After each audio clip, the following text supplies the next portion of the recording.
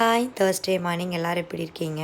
So post ப்ரெக்னென்சிக்கு சாப்பாடு ஒரு பெரிய ப்ராப்ளமாகவே இருக்கும் இல்லைங்களா? ஸோ நம்ம ஹெல்த்தியாகவும் சாப்பிடணும், அதே மாதிரி நான் இஷ்டப்பட்டு நம்மளுக்கு சாப்பிடணும்னு தோணும் இல்லைங்களா?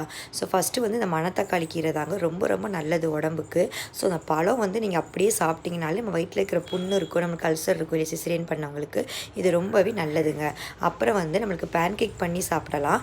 இது ரொம்பவே ஹெல்த்தியான பேன்கேக்குங்க. நான் விகானாக்குமே கொடுப்பேன், நம்மளுமே சாப்பிடலாம். அது வெயிட்டெல்லாம் போடாதுங்க. ராகியில் பண்ணுறது தான். ஃபஸ்ட்டு 1 கப்பு ராகி, ஒரு முட்டை, அப்புறம் கொஞ்சமாக உப்பு, அதே கப்பில் ப்ரௌன் சுகர், அப்புறம் நான் 1/2 டீஸ்பூன் கோதுமை மாவு, அப்புறம் பால். இதில் எல்லாமே ப்ரோட்டீனும் இருக்குது, நம்மளுக்கு ரொம்ப ஹெல்த்தியும் கூடங்க. பட்டர் தடவி பேன்கேக் போட்டு எடுத்திங்கன்னா சூப்பராக இருக்கும். நான் கொஞ்சம் மேலே ஹனி போட்டு சாப்பிடுவேன். ஸோ இன்றைக்கி என்னோடய ஃபுட்டு பார்த்திங்கன்னா கொஞ்சம் மாதுளம்பழம், பாதாம், அப்புறம் பேன்கேக். இதிலேயே பால் முட்டை சேர்த்துக்கிறதுனால தனியாக பால்லாம் நான் குடிக்க மாட்டேன். ஸோ இதுதாங்க என்னோடய டயட் இன்றைக்கி. ட்ரை பண்ணி பாருங்கள், சூப்பராக இருக்கும்.